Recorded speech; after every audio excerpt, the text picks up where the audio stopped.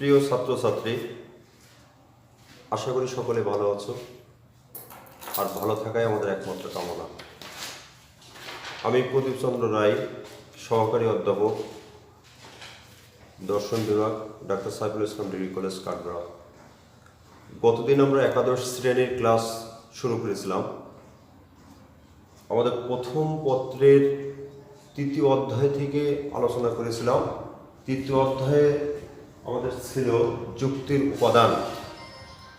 এইটা আলোচনা করতে যে আমাদের এসছিল পদ কি বা পদ কাকে বলে, পদ এবং শব্দের মধ্যে পার্থক্য।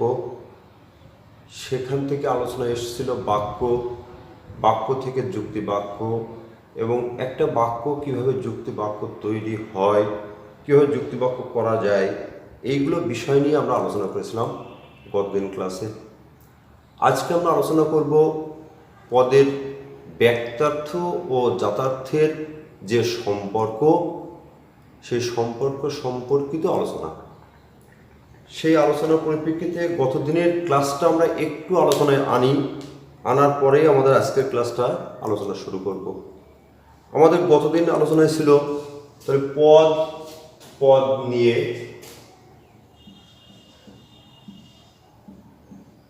আলোচনাতে আমরা বলেছিলাম পদের ইংরেজি শব্দ হচ্ছে টার্ম।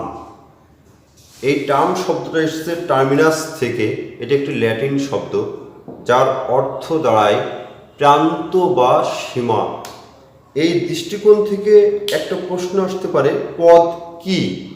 এই প্রশ্নের উত্তরে আমরা লিখব পদ হলো যুক্তিবাক্যের প্রান্তদ্বয়ই হচ্ছে পদ।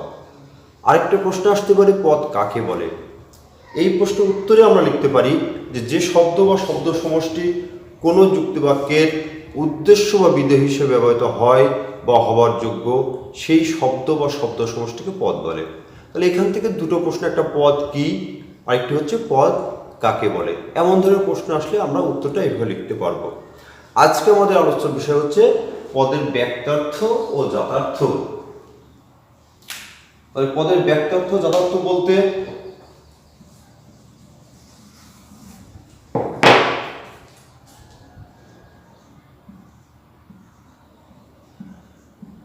পদের ব্যক্তার্থ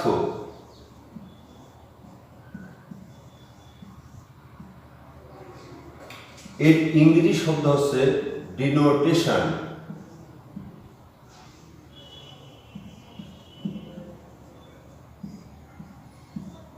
পদের ব্যক্তার্থ এর ইংরেজি শব্দ হচ্ছে ডিনোটেশন। তাহলে কাকে বলে? বলা হচ্ছে কোন পদের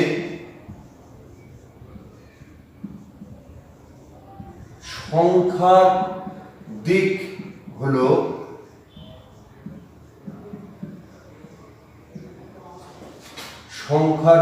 হলো সেই পদের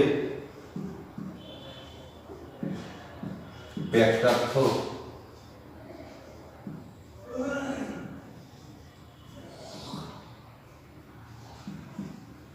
তাহলে পদের ব্যক্তার্থ হচ্ছে কোন পদের সংখ্যার দিক। আমরা স্বাভাবিকভাবে এইটুকু মনে রাখলেই আমাদের চলবে যে পদের ব্যক্তার্থ হচ্ছে কোন পদের সংখ্যার দিক। এর ইংরেজি শব্দ কি? এর ইংরেজি শব্দ হচ্ছে ডিনোটেশন। আর পদের জাতার্থ কি? পদের জাতার্থ হচ্ছে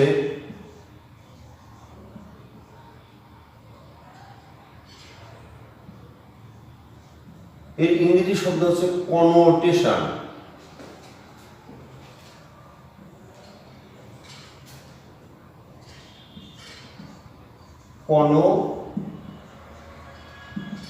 কনোটেশন।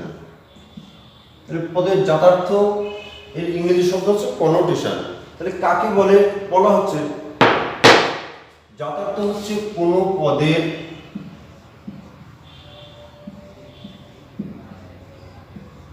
গুণের দিক। তাহলে জাতার্থ হচ্ছে কোন পদের গুণের দিক, আর ব্যক্তার্থ হচ্ছে কোন পদের সংখ্যার দিক। তাহলে সংখ্যার দিককে বলা হয় পদের ব্যক্তার্থ, আর গুণের দিককে বলা হয় পদের জাতার্থ। এই হচ্ছে পদের ব্যক্তার্থ ও জাতার্থের আমাদের কাকে বলে, বা আমরা কি কোন পদের কোন দিকটা প্রকাশ করছে সেই। তাহলে পদের ব্যক্তিগত জাতের সম্পর্ক কিরূপ? এদের সম্পর্ক হচ্ছে আসলে বিপরীতমুখী। এটা আমরা এবার একটা উদাহরণের সাহায্যে ব্যাপারটা বোঝার চেষ্টা করব। তাহলে কেমন সে একটা ছক আকারে যদি আমরা দিই তাহলে ব্যাপারটি এমন দাঁড়াবে, এদের সম্পর্ক যে বিপরীতমুখী সেটা এরকম যে পদের ব্যক্তার্থ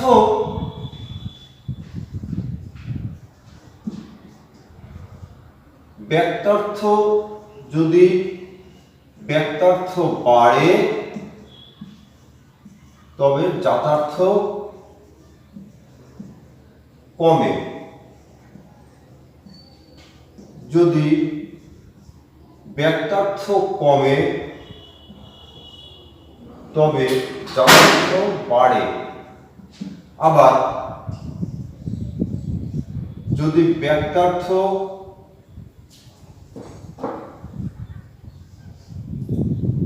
যদি জাতার্থ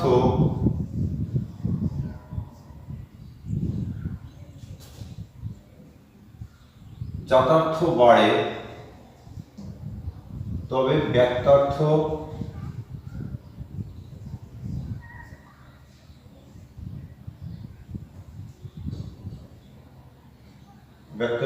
কমে। আবার যদি জাতার্থ কমে তবে ব্যক্তার্থ বাড়ে।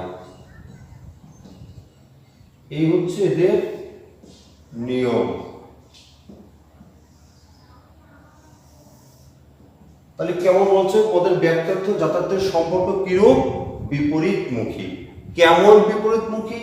তখন সেটা বলা হচ্ছে যে নিয়ম অনুযায়ী যদি পদের ব্যক্তার্থ বাড়ে তবে জাতার্থ কমে, আবার যদি ব্যক্তার্থ কমে তবে জাতার্থ বাড়ে। আবার জাতার্থ সাইড আমরা যদি বলি জাতার্থ যদি বাড়ে তাহলে ব্যক্তার্থ কমে, আর জাতার্থ যদি কমে তাহলে ব্যক্তার্থ বাড়ে। এই হচ্ছে হ্রাস বৃদ্ধির নিয়ম। এটা আমরা একটা উদাহরণের সাহায্যে আমরা বোঝানোর চেষ্টা করতে পারি এইভাবে যে কেমন মনে করো একটা পদের নাম, একটা পদের ব্যক্তার্থ সাইড,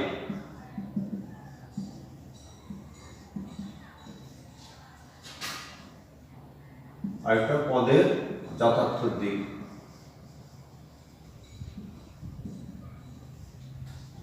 পদের নাম কি? পদের নাম যেমন জীব, যেমন একটা পদের নাম হচ্ছে জীব। পদের ব্যক্তার্থ কি? যেমন সকল জীব। পদের জাতার্থ কি? শুধু জীব ভিত্তিক। পরে কি? যেমন সকল, যেমন মানুষ পদ, এখানে কি হবে? সকল মানুষ। আর পদের জাতার্থে কি হবে? জীবভিত্তিক প্লাস বুদ্ধিভিত্তিক।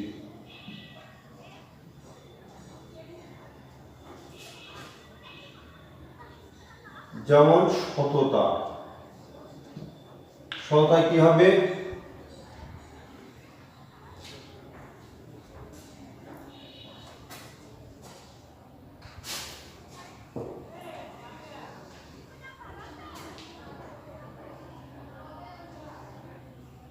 যেমন সভ্যতা বা সততা, তাহলে সকল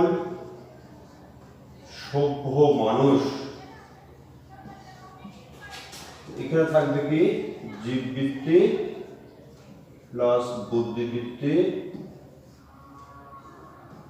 প্লাস সভ্যতা। এটা একটা চার্ট।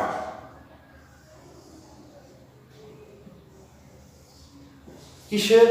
আমাদের এই যে পদের ব্যক্তার্থ জাতার্থের হ্রাস বৃদ্ধির যে নিয়ম ছিল সেই নিয়মকে বোঝানোর জন্য আমরা একটা উদাহরণের আকারে আমরা বোঝাতে পারি। সেই উদাহরণটা কেমন? যেমন একটা পদের নাম আমরা কি বলছি? একটা পদ কি? জীব পদ। জীব পদের তাহলে এখানে কি? যখন ব্যক্তার্থ আমরা বলবো তখন সেটাকে বলা হচ্ছে সকল জীব। এই কথাটির দ্বারা আমরা অতীত, বর্তমান এবং ভবিষ্যতের সকল জীবকে প্রকাশ করা হচ্ছে। অর্থাৎ পদের ব্যক্তত্ব হচ্ছে তার সংখ্যার দিক। সংখ্যা মানে এখানে তাহলে কি, সকল জীব বলতে এখানে দুনিয়ার সমস্ত জীবকে বোঝানো হচ্ছে বলেই এই পদটি সব থেকে বড় পদ। কিসের তুলনায়? এই যে সকল মানুষ এর তুলনায়। তাহলে সকল মানুষ থেকে সকল জীব, এই পদটি হচ্ছে সব থেকে বড় সংখ্যার তুলনায়। তেমনই এখানে কি আসছে, এটা জীবভিত্তিক। পদের নাম কি? মানুষ। যখন আমরা মানুষ বলবো তখন দুনিয়ার সকল মানুষ, এই কথাটির দ্বারাই আমরা বোঝানোর চেষ্টা করছি যে দুনিয়ার অতীত, বর্তমান, ভবিষ্যৎ সমস্ত মানুষকে এই কথাটির দ্বারা প্রকাশ করতে পারছি। তাহলে এখন কি, পদের ব্যক্তার্থ যদি কমে, কিসের তুলনায় কমে? এই যে সকল জীব, এই পদটির তুলনায় সকল মানুষ, এটা কম। তারপর আমরা জানি দুনিয়াতে সকল জীবের সংখ্যার পরিমাণ সকল মানুষের থেকে বেশি। তাহলে এটা সকল জীব বেশি এবং সকল মানুষ হচ্ছে কম। এই পদ হচ্ছে সকল জীবের থেকে কম। এইটা পদের ব্যক্তার্থ কম হয়েছে বলেই পদের যাথার্থ বৃদ্ধি পেয়েছে, যেমন জীববৃত্তি প্লাস বুদ্ধিবৃত্তি। তাহলে এই পদটি তখন বেড়ে গেছে। সেই কারণে বলা হচ্ছে পদের ব্যক্তার্থ যদি বাড়ে তবে যাথার্থ কমে, এবং পদের ব্যক্তার্থ যদি কমে তাহলে যাথার্থ বাড়ে। সেই নিয়মটি আমরা এই চার্টের মাধ্যমে বা ছক আকারের মাধ্যমে আমরা বোঝানোর চেষ্টা করছি। পরেরটা কি আছে? পরেরটা দেওয়া আছে সভ্যতা বা সততা। এখানে কি, সকল সভ্য মানুষ। যখন আমরা এই কথাটি বলবো তখন মানুষের মধ্যে দুনিয়ার সকল সভ্য মানুষের কথা বলা হচ্ছে। অর্থাৎ সকল মানুষের থেকে সকল সভ্য মানুষের সংখ্যার পরিমাণ কম। এখানে যখন কমে যাচ্ছে তখন পদের যাথার্থ সাইড বেড়ে যাচ্ছে। কিরকম বেড়ে যাচ্ছে? তার কারণ এই সভ্য মানুষ বললেই এই সভ্য মানুষের মধ্যে কি কি গুণ আছে?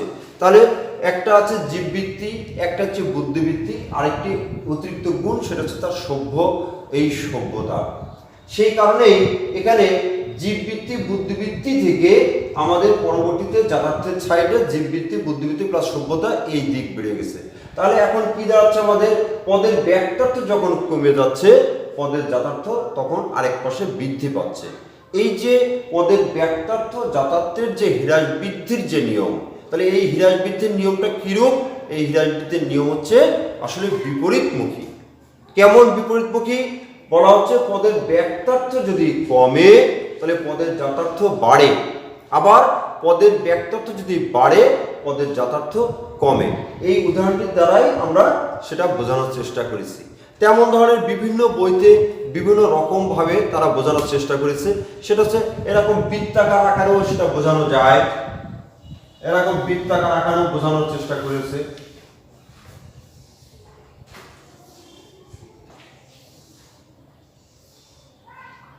তাহলে এখন আমরা এখানে যদি পদের ব্যক্তার্থ সাইড ধরি,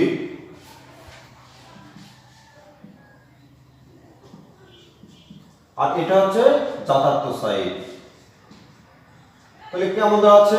এখানে বলা হচ্ছে সব থেকে এখানে কি পদের ব্যক্তার্থ সাইড। তাহলে পদের ব্যক্তার্থ সাইড এখানে কি, আমরা যদি একটা কম গুণ, সব থেকে কম গুণ কি আছে? যেমন সভ্য মানুষ, সভ্য মানুষ। তাহলে এখন এখানে তখন কি আছে? সব থেকে বেড়ে গেছে। এটা সব থেকে কম এই সার্কেলটা, আর এখানে এই সার্কেলটা সব থেকে বেশি। এখানে কি কি থাকবে? এখানে থাকবে জীববৃত্তি প্লাস বুদ্ধিবৃত্তি প্লাস সভ্যতা। তারপরে সার্কেলে কি আছে? তারপরে সার্কেলে আছে সকল মানুষ। তাহলে সকল সভ্য মানুষ থেকে সকল মানুষ, এটা কিন্তু পরিমাণটা বেশি। আমরা জানি জগতের সভ্য মানুষের থেকে এই সকল মানুষের পরিমাণটা সংখ্যায় বেশি। যখনই পদের ব্যক্তার্থ এখানে কমে যাচ্ছে তখন এটা তখন আরো সেটা বেড়ে যাচ্ছে।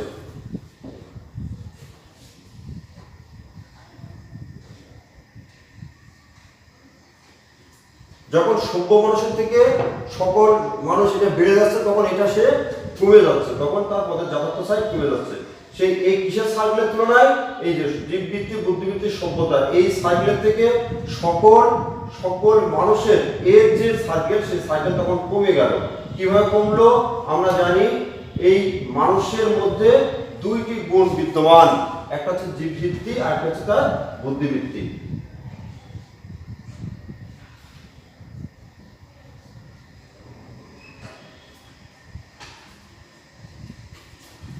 তাহলে কি এখানে সভ্য মানুষ এটা ছিল জগতের সব থেকে কম সংখ্যার পরিমাণে, সেই সংখ্যায় কম ছিল বলে পদের ব্যাক্তার্থ যখন কমে যাচ্ছে পদের জাতার্থর দিক তখন বৃদ্ধি পাচ্ছে। কিভাবে? জীববৃত্তি, বুদ্ধিবৃত্তি প্লাস সভ্যতা।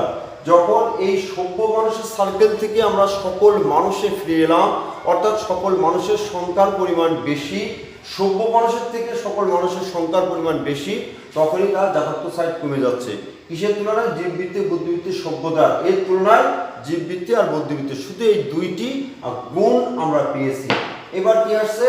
এবার সকল জীব। সকল জীব এখানে কি? এখানে এই সার্কেলটা সব থেকে বেশি, অর্থাৎ পদের ব্যাক্তার্থ সাইড সব থেকে যখন বেশি হয়ে যাচ্ছে পদের জাতার্থ সাইড তখন সেটা কমে যাচ্ছে। তখন কি থাকছে? শুধু জীববৃত্তি। তখন সেটা থাকছে শুধু জীববৃত্তি। এইভাবে এই বৃত্তাকার আকারেও আমরা এই জিনিসটাকে, অর্থাৎ পদের ব্যাক্তার্থ জাতার্থের ক্রমবর্ধমান হ্রাস বৃদ্ধির যে সম্পর্ক সেটাকেও আমরা প্রকাশ করতে পারি এইভাবে। তাহলে আমাদের দুটো দিক, একটা হচ্ছে এরকম ছকের মাধ্যমে আমরা সেটা দেখে প্রকাশ করতে পারি, অথবা আমরা এরকম ধরনের বৃত্তাকার আকারেও এটা বোঝানো যেতে পারে। এই ছিল আমাদের আজকের ক্লাস। আজকের ক্লাসটা আমাদের কি ছিল? আজকের ক্লাস ছিল আমাদের পদের ব্যাক্তার্থ বলতে কি বোঝো, পদের জাতার্থ বলতে কি বোঝো, পদের ব্যাক্তার্থ জাতার্থের মধ্যকার হ্রাস বৃদ্ধির যে সম্পর্ক সেটা আলোচনা করো। সেটা আমরা মোটামুটি আলোচনা করলাম। তোমরা আশা করি এটা দেখবা এবং বইয়ের সঙ্গে স্পর্শ থাকলে সেটা বুঝতে পারবা। তো ঠিক আছে, সবাই ভালো থেকো। আজকে এই পর্যন্তই।